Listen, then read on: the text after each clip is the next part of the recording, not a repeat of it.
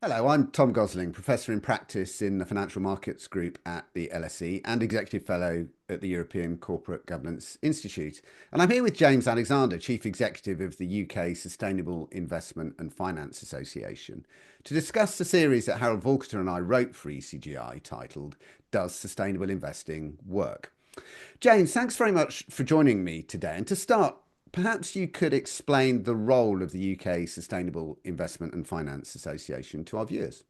Well, thanks, Tom. It's great to be on this conversation. Looking forward to a really good chat. So, yeah, I'm James Alexander, Chief Executive of UKSIF. Some may know us as UKSIF, which we were pronounced that way for about 30 of our 35 years of history.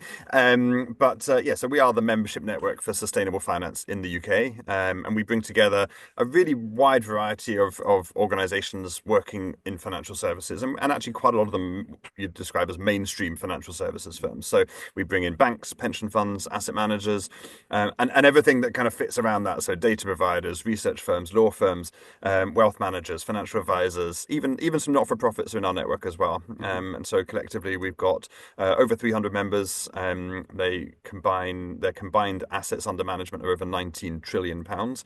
So, when I say we're the mainstream, that is a very big chunk of the managed asset base across the UK. And we're really proud to bring our members together. Just very quickly to finish what we do, we have two kind of areas of work. We bring the community together. We get people. We have regular conferences and convenings where we're helping share best practice. People learn from one another. People meet their peers and colleagues doing similar roles. But we also do a lot of work in the wider policy and media space, trying to influence regulation. Influence political decision making, working in the media, all things I think we're going to come on to talk about during the course of this conversation. Yeah, for sure. I mean, I really want to come back to what I thought was some very interesting work that you did on policy in the run up to the general election here on the UK in the UK. But first, I'd like to get your reactions to the series of articles that Harold and I put together for ECGI, and we'll put a link to those articles in the show notes. But very briefly, we analysed the academic evidence on the real world impact of sustainable investing using the analogy of the three stages of a rocket that are needed to put a satellite successfully into orbit. So first, the sustainable investing activity needs to have some effect on companies. Second, companies need to respond to that effect by changing what they actually do. And third, those changes have to persist rather than being offset by the actions of competitors or other actors in the system. And when we reviewed the evidence, it sort of suggested that conventional sustainable investing techniques often struggle to make it through all three phases. And this led us to conclude that sustainable investors wanting to have impact perhaps need to focus less on achieving sustainability outcomes directly and more on influencing the circumstances in which good outcomes can occur. And that included things like realistic engagement objectives, policy influence, and of course, work on genuine impact investments and blended finance. So, in terms of your reactions, Tolwa, let's start with the positives. What do you think we got right? Well, I mean, first of all, just to say this is a fantastic set of papers, and I think I would urge anyone listening to click on the links that you're going to put in the notes so that you can read them yourselves. And it is a really interesting conversation and really important conversation, because what we know clearly is that the world is careering further and further into kind of climate disaster, but not just climate. Wider social challenges. We've got the whole Xinjiang region that's deemed to be full of modern day slavery. We're not out of any of the kind of environmental and social challenges that we've worried about for many years, and that persist. And the environmental challenges clearly getting worse. We're recording this as the LA wildfires are just hopefully beginning to get under some sort of control, but clearly causing enormous devastation. Arguably, I think the most expensive natural disaster ever in modern history. And that is obviously a climate enhanced natural disaster. So we are clearly getting to the point where the effects of climate change are beginning to take root, as scientists have told us they will do. And the world has not done anywhere near enough to reduce our emissions. So I agree with you that I think that there are enormous parts of this system that are not working and functioning properly, and we're not seeing the outcomes that we need to see. And that there's a lot of areas that need to be blamed and considered. But I think a really big challenge is complacency around the scale of commitments that have been made by financial services firms and what that has then led to in reality. And I think also obviously sustainable investing has been a victim of events, and we know that events is what really shapes decisions and political decisions. We had a very strong period of growth in, I suppose, ESG, what would be regarded as ESG assets, whether they were truly sustainable or not, I think is another question. Um, During the COVID pandemic, when people worked from home, when tech companies and others were riding high. Since then, we've seen oil and gas prices spike. Clearly, that's led to huge profitability of oil and gas firms, and movement of capital and share prices has gone in different directions. And so it was very easy to say you can be sustainable and make bumper profits all at the same time, bumper returns all at the same time.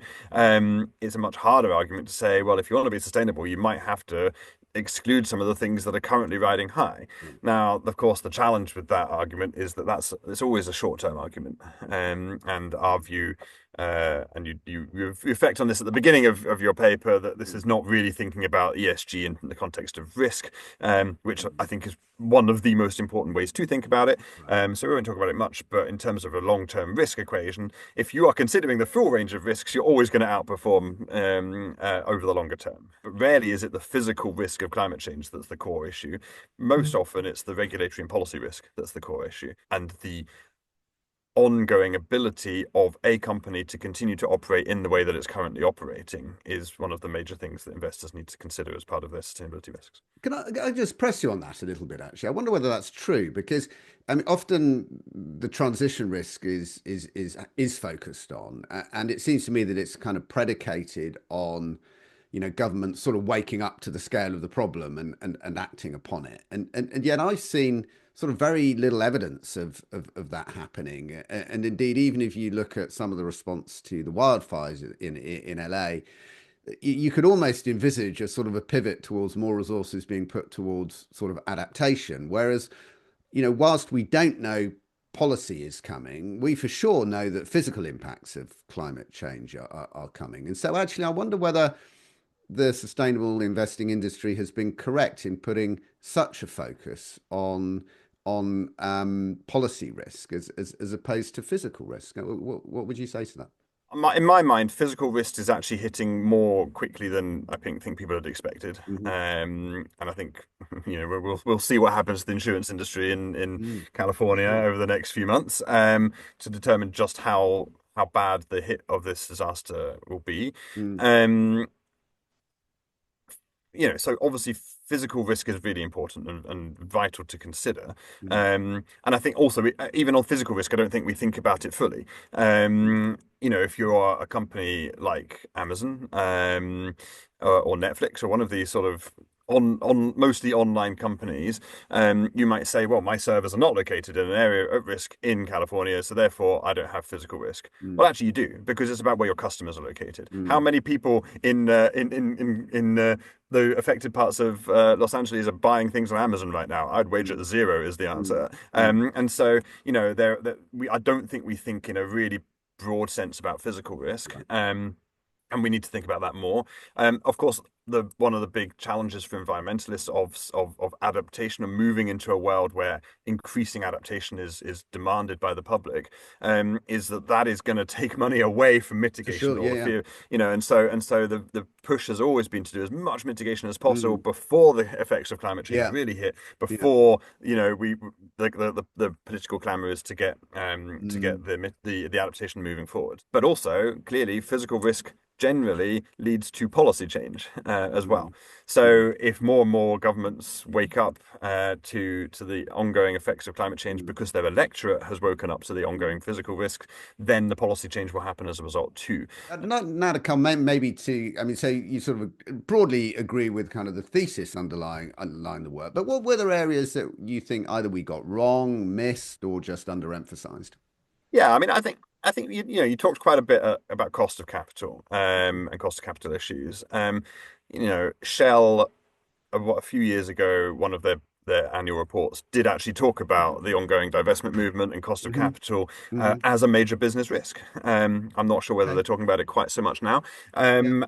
but but what have we seen from I think we have seen oil and gas companies responding to sustainability because they see it as a major, or ESG investing, I suppose, because Mm, they see it as a major threat. mm, And how have they responded? They've put in huge amounts of money mm, to, in our view, generate a sustainability backlash in financial services. mm, So there is this manufactured backlash that has been mm, paid for by oil and gas firms and others, mm. others that are seeing what they regard as a negative impact of this. So clearly, this is having enough of an impact that some of the world's biggest corporations are Right. threatened by it and having to put a lot of money into trying to defend themselves against it.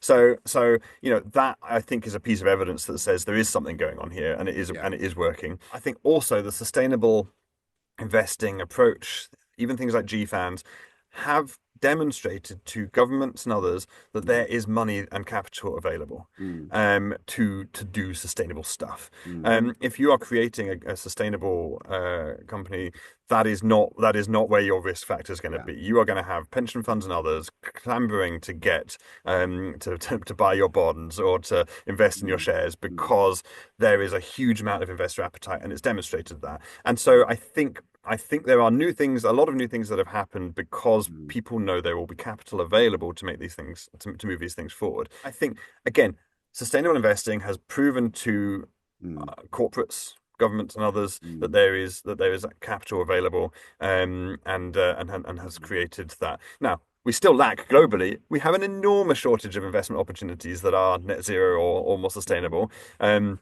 I often think about one of the biggest challenges GFANS has not properly addressed mm, is that if 150 or 130 trillion dollars wanted to move to net zero investments right now, couldn't. mm, How could it possibly do mm, that? And so the pathway to going from a commitment to net zero investments to actually delivering that mm, requires lots of other actors as well as investors themselves. mm, But investors mm, have signaled, I think, positively that they want to do this thing. yeah. And then finally, the other point I would flag is that you make an argument that this is not as big as if everybody were doing sustainable investing, then things would change. But you argue clearly we've got to manage our expectations on how many people will ever want to Mm, do invest mm, sustainably, and I think that's reasonable. But I think that then is not an argument against the approach. It's an argument against how we get buy-in to such an approach and how yeah. and human nature rather than whether this is actually going to work. Yeah. Interesting interesting reflections. And I think we're not trying to say that sustainable investing is a complete waste of time, but I need to be realistic about what it's going to do and the role it has to play together with a lot of other actors. And I mean, going back to your earlier point, I think there has been maybe a little bit of a sense of the rhetoric running away with itself about the extent to which this is going to by itself solve the problem. But let's now come on to that. I mean, you touched on it a little bit earlier with your kind of three perspectives, but how do you really see how would you articulate the role of sustainable investing in contributing to, or sustainable finance more broadly, in contributing to the resolution of problems like climate change, biodiversity loss? How do you visualize that? I mean, well, I think what we were talking about earlier, that what we've done is created a scenario where lack of capital isn't a reason Yeah. or a challenge in moving this moving this world transition forwards. Mm. And there are other areas where lack of capital is not a challenge either. AI clearly does not lack capital. Yeah. And you can clearly argue that abundance of capital in AI is causing huge developments in the technology Mm. and the speed of Mm. progress. Mm. Everybody knows that three-quarters of the AI companies that exist right now probably won't be here in 10 years' time. Yeah. Probably a handful of them will be as big as Google Yeah. or Microsoft. And so the question, investors are thinking about all these different massive global transitions, and thinking about how to capitalize them. The problem I think with the difference maybe between the sustainability transition or the net zero transition and the AI transition Mm. is that sustainability or net zero is inherently more political. And I think if anyone thought that market forces alone could get the world to net zero, Mm. then they 30 seconds looking at the evidence of where we've got to would show that that's not going to happen. Mm. Um, on the other hand, market forces will clearly get us to an AI-led world, Yeah. and did already get us to an internet connected world. The fact that we're speaking on Zoom, Yeah. is a testament to market forces having done this rather than governments making it happen. But again, importantly, what we've shown from a political perspective is that Mm, if government makes those interventions, it's not that there's then scurrying around to try and find the capital to pay for this. They yeah. know that if they make those interventions, the capital will be there. The Mm, challenge from a government perspective, of course, is mm, political will, the impact that will have on voters, mm, a government's ongoing ability to remain in power. Those are the sort of things clearly governments worry about. But one thing they don't need to worry about is, will any money come forward to pay for this? And I think sustainable investing has got a huge, should take a huge amount of credit for making that case. So I'd like to just build on this political dimension now, because I mean, one of the problems with the transition, particularly the extent to which governments have to introduce policies that accelerate it, is that you've always got somebody who is disrupted or an incumbent that is harmed by that, and they are always politically salient, well organized. They kind of know who they are. The people that benefit generally are not well organized and may not even know yet that they're going to benefit. And so there's this sort of inherent bias against change. And it's always struck me that a really critical role investors can play is that they're one of the few constituencies that sort of sit across the economy and can say, yeah, there might be a bit of disruption there, but we're confident that actually there are offsetting benefits over here, and they can provide that sort of backdrop of support for government ambition. And that's, I think, increasingly recognised. And in fact, some of the investor coalitions started off in that way, that was their role in the run up to Paris and earlier agreements. So there's a lot more emphasis now, I think, rightly, on this question of political engagement from investors. And I thought UKSIF did some really interesting work in the run up to the general election on some quite specific policy asks of government. What did you learn through that process about what does and doesn't work in terms of policy engagement, and how investors should be thinking about their role in that? Yeah, thanks. So the policy engagement angle is so essential in our opinion. And this is actually quite a pivot for us. Mm, As I said, we've been going for almost 35 years now. We spent most of that 35 years looking at financial services regulation, mm, and pushing for more disclosures, pushing mm, for taxonomies, pushing for fund labels mm, and anti-greenwashing rules. And a lot of that wasn't the wrong thing to push for at all. And I think that, based on our conversation up to this point, we've had a lot of that track record has been effective. mm, The challenge is, again, to the whole point of this conversation, has it moved the dial in terms of the amount of capital flowing mm, into the things that we need to see? mm, And so we took a bit of a pivot. We still obviously want to see the regulatory journey continue, mm, but actually, in many respects, that regulatory journey, at least in the UK, is kind of there. There's there's mm. there's there's not a lot left Yeah. for governments to do. There's bits and pieces that Hmm. we continue to push for, but not a lot left. Not a lot left that's gonna be that transformational Mm, silver bullet that's mm, gonna suddenly make mm, the billions and trillions flow. mm, And so, looking at that more broadly, we said, well, where are the barriers? What are the problems? mm, What's stopping things from happening? And mm, and who is responsible for this? mm, And so we put together a series of reports for the government for the election, and we sent them to all the political parties. mm, We had quite a lot of uptake actually, mm, particularly from the Labour Party and the Liberal Democrats in the mm, UK. mm, Obviously, the Labour Party then went on to win that mm. election with a manifesto that we had partly informed, and I'm Yeah. really pleased with the success of that. But the four reports that we did, one was financial services. Mm, Clearly, that was talking about the mm, ongoing. The key narrative was continue the mm, work to implement the green finance strategy. That's the mm, core narrative of our financial services policy at this mm, point. The other three were on housing, transport, and mm, energy, which are mm, three of the most emitting sectors mm, of the UK economy. And the core narrative is, we can get a load of private capital flowing mm, into the UK. But government needs to do more to attract it. It will mm, not come on its own. There are reasons why, and the Inflation Reduction Act is one, but there are other kind of blocking or barriers that are stopping private capital flowing into the UK mm, at the level we need to see it in order for the UK to make the transition it needs to mm, make. But there is loads and loads of private capital out there that fundamentally sees the UK as a good place to invest, that also fundamentally is very keen to invest in things that are sustainable, right. for both risk reasons and also for reasons we talked about around client demand, Yeah. willingness to look into to Mm, support things that are going to be viable into the future. And so we kind of said, aligned this also with the government's core narrative of economic growth, and said, look, if we want to, we can create an economy, create growth and substantial growth in the economy based around the transition to a more sustainable future, particularly Mm, actually in the absence of other countries in the world doing it. mm, We have this great opportunity in the UK to say, well, we know what the economy of the future is going right. to look like. We know what the industries of the future may well be. We can pick some winners here, and there's loads and loads of private Mm, capital out there to pay for it if the government gets its act together to figure out mm. how to do things. What I thought was, I mean, a couple of points I took away from what you did was not just that you linked it with this sort of broader economic agenda that the government had, but there were three other things that I thought were critical. I mean, one was timing. So you were bringing proposals forward at a time when people were interested in listening because there was an election Yep. coming. You know, the things that you came up with were actually very specific and very close to implementable policies rather than sort of vague general aspirations.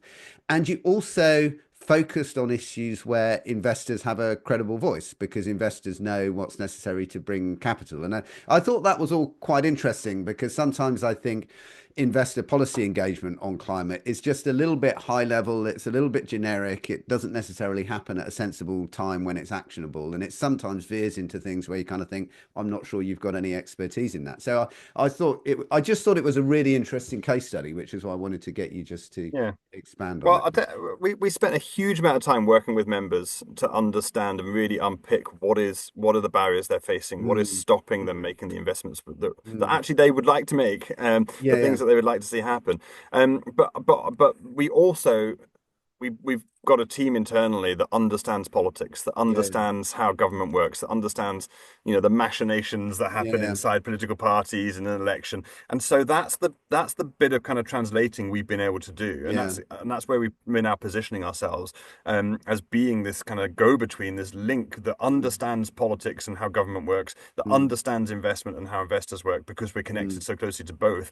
mm, And we're now able to be that bridge that can mm, join things together. And that's that now that the Labour Party's in government as well, having taken on a lot of our guidance mm. in their manifesto, they're coming back to us and saying, okay, right, great, let's talk about this. Let's get groups of investors together. Yeah, yeah. Let's listen to you. A recent example has been I've been talking about zero emission vehicles a bit, but has been on this kind of pushback from the car Yeah, companies or on the the mandate. manufacturers on the ZEV mandate. Mm, Um, and we've been able to go back to government, or we've had to go back to government and say, just to be really clear, the ZEV mandate is the whole reason why our members are putting mm, millions and millions of pounds into mm. electric vehicle Yeah, charging points and other things. Now, yeah, what what we're obviously trying to do is to retain that ZEV mandate, because that is giving investors confidence to make long-term sure. investment with people's pensions Yeah, yeah, into yeah. this.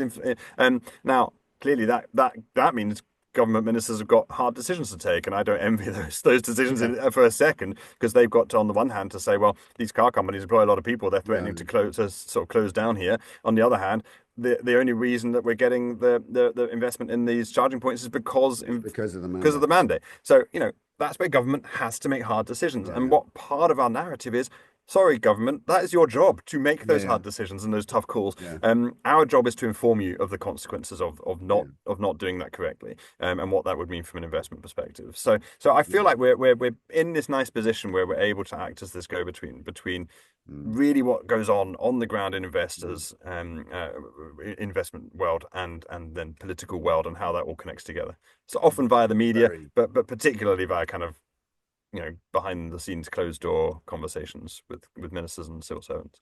very, very interesting.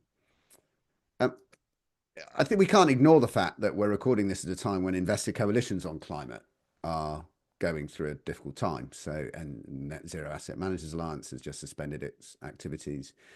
How should sustainable investors be responding to this, and what needs to happen next in your view? I mean, do these need to become coalitions of the ambitious, or do they need to fundamentally reset in order to be able to maintain wider membership? What needs to happen next? Yeah, I mean, it is a real shame to see what's been happening in these coalitions.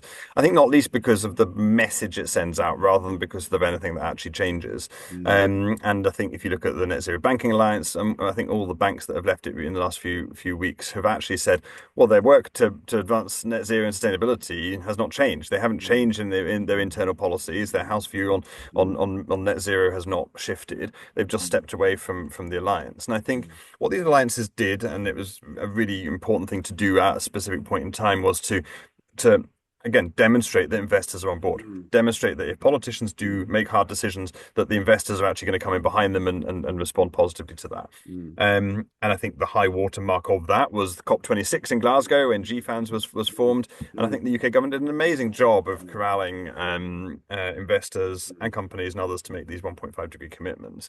Um, Two things have happened since then. The first is that the GFANs and other coalitions have really focused on being big tent mm, rather than high ambition. mm, Now that's a conscious decision that they took. mm, Wasn't an accident that that happened, but it mm, meant that there was this really broad kind of array of different perspectives and approaches. And so, how do you kind of align all that together and show that progress is happening? And I think that we've now moved into a place that where commitments and putting something out in a press release is not sufficient. It's mm, about saying, well, what are we actually going to do and how are we going to move this forwards? mm, Um, Plus, coupled with a US, particularly US policy environment that's very mm, now hostile to this. mm, Um, we're recording this a few days before Trump's inauguration, and clearly we're expecting to see further pulling back on things like the mm, Paris Agreement and other things from the new administration, which clearly would be huge uh, sadness. But we know what we saw last time around. So I think obviously the political scenario on the ground has changed, mm, but I think these firms still understand and recognize the reality of moving towards net zero. What we've got to do is get the policy environment aligned with it. mm, And so that then links to the second challenge, which is the subject of a report that. So I'm chair of the Global Sustainable Investment Alliance, mm, which brings mm, together SIFs like UKSIF mm, from around the world. And we published a report at COP29. The COP just passed. We like loosely called it the misaligned incentives report. mm, And the basis of this is that, or the underlying rationale theory is that there are still remaining a huge number of reasons why even reasonable investors acting reasonably are incentivized to invest in unsustainable activities. mm, Now that on some levels might be subsidies. mm, Huge amounts of agricultural and fossil fuel subsidies still mm, remain in the world. mm, But it might also be a lot of it is the policy environment. A lot of it is the fact that governments have made these commitments. And very laudable commitments, the NDCs and other things. At the same time, that was sufficient to encourage investors to say, well, clearly this is the direction of the economy globally. We want to get on board with this. Also, this looks like the right thing to do. mm, Let's also we'll make commitments too. mm, Um, then everything changed. Immediately after COP26, we saw Ukraine mm, invasion from Russia. We saw the cost of living mm, crisis and inflation spiking. And suddenly government attention was focused on very different things. And net zero went way, way, way down the agenda of priorities for governments. Investors respond to that. This is mm, normal mm, part of investment world is to mm, respond to things that happen in the external environment. mm, Investors responded by saying, well, if it's not a priority for governments, then mm, we can't be as certain that the future economy is going to be mm, one where mm, sustainability and net zero are a priority. We adapt our approaches to investing accordingly. mm, Um, and so, that's ultimately what's happened. But these misaligned incentives still remain. Investors are not necessarily, are not are thinking about their commitments because governments have reneged on their commitments, and mm, so we've led to this mm, kind of mm, impasse where mm, these commitments are not being met by either party, mm. because the other is not necessarily Yeah, meeting yeah. them, and so we do have this really big challenge of how do we get international policymakers to first Mm, of all understand financial services and how mm, financial investment and lending decisions are made, mm, and secondly, how they can then put in place the policies that will drive particularly the mm. private capital that's necessary for the transition. There is definitely not enough public capital. How do we get private capital to move? Yeah, yeah. Well, I mean, it's clear that in your corner of the universe, you're doing everything that you can to improve that understanding and create those connections. I mean, it's been fascinating to talk to you about this morning. Thanks so much for your time. No, thank you, Tom. Really appreciate it.